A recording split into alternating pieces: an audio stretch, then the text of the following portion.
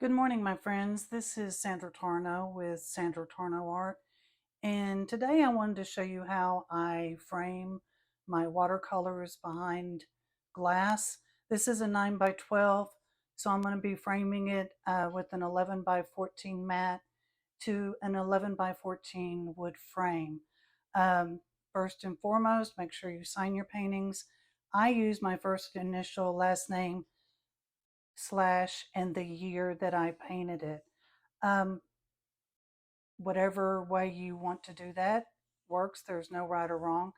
I always sign mine on the right. I know artists that sign on the left. Um, I use a micron pen to sign with. They're waterproof. And so now I want to flip it over, and I always stamp it with a certificate of authenticity in the middle. And it just says Certificate of Authenticity, Artist Sandra Tarno, Original Art, just to show the people that purchase it or you give it to that it is an original and the title of it. And I always title all my pieces. So I always sign my initial and last name and the year again on the back. And then I write in my title. And this one is I named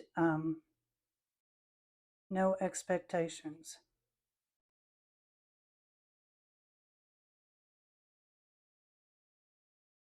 And that is waterproof with the ink. I use the archival ink, waterproof, permanent, acid free. Um, I had the stamp made at Zazzle. Been really happy with it. It's lasted a long time. I just have a Ziploc bag that I put my stamp and my ink in, and that's how I store it, just so it doesn't make a mess. Now, sometimes I have to flatten my paintings if they buckle.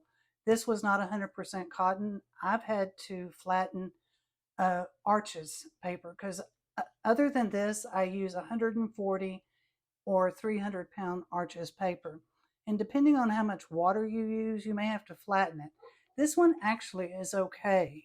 It's got a few on the edges, and it's probably more from the pen than the ink, the watercolor. Um, but with the framing back on there, it's going to be fine. So I have a mat, and these are acid free as well. And there is a right and a wrong side. You see the bevel here. Now you're going to lose some. That's why I put a border, but I'm still I still understand that I'm going to lose part of my painting when I frame it. So you have to pick and choose what's easiest for you or what you're willing to lose. So I want my flowers to show on the bottom, and of course my signature.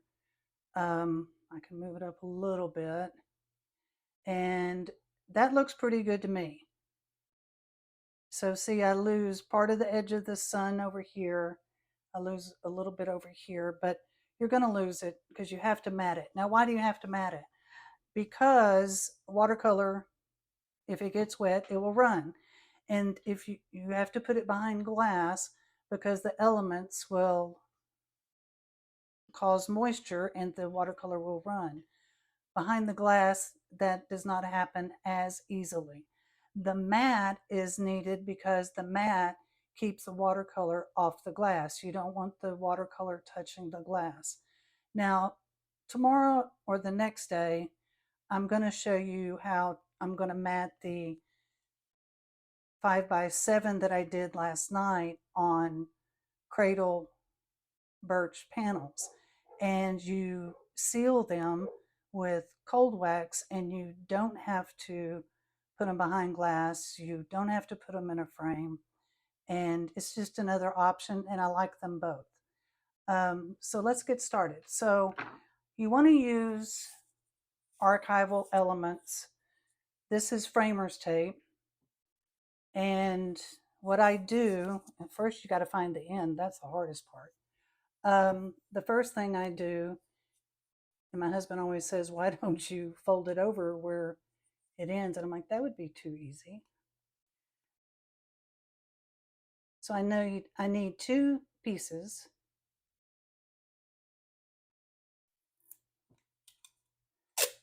About that long.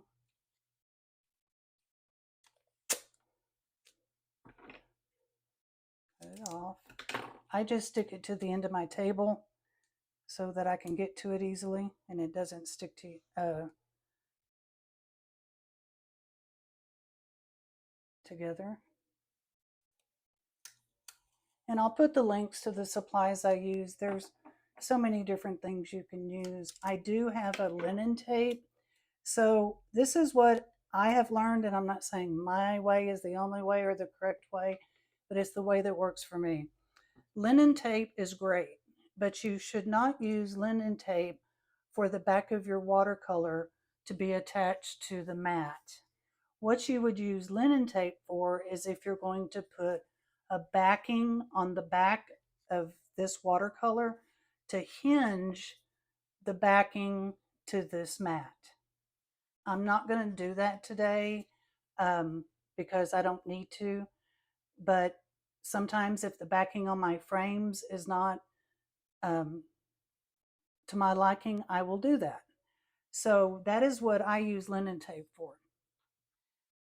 So what I do is you don't ever, you don't ever want to put tape on the front of your painting. If whoever purchases it or you give it to and they want to change something about it, change the matte color, they can get the tape off the back easy, but if they have tape on the front, it might rip the paper when they try to take it off. So I always put it on the back, sticky side up, and I go about halfway down the tape. Just kind of press it down so it's sticking to the back of the watercolor. And I do one on each side.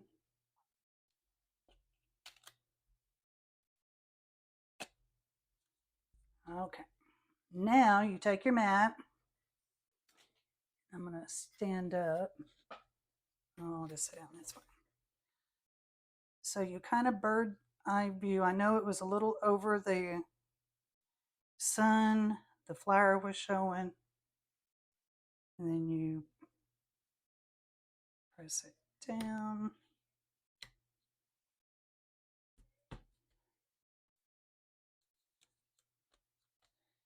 Now, when I first started, what I actually would do would be take a pencil, not this micron pen, but I'd put a little dot when I first did it to know in pencil where I wanted it. And then I would find that dot when I went to put it down, and it worked fine. So this is a bone knife. You can use it to score paper. It's great to adhere the tape to your watercolor.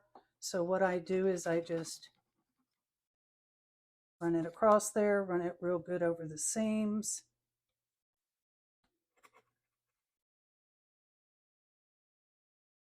And you can tell it just kind of adheres to the paper. So this is a little bit longer than the mat. So I'm just going to trim that off. Now what you want to do is you want to put a piece of tape across each of these, and those are called T-hinges, and it's just going to secure the paper. So if one comes off, the other, it has extra support. It won't come off, but it's just so it makes it flexible so the painting can breathe inside the glass. You just want it, you don't want it suffocating because you could get mold or moisture and you just don't want that. So now this one is pretty wide. So what I do is I just take my scissors and cut it in half. Leave that on the scissors.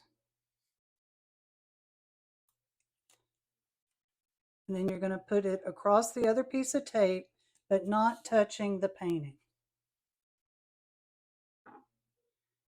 Same thing over here. Now I apologize, my hand's probably in the way so you can't see. But see here you've got the two across. So you want to use your bone knife again and just get it really adhered down.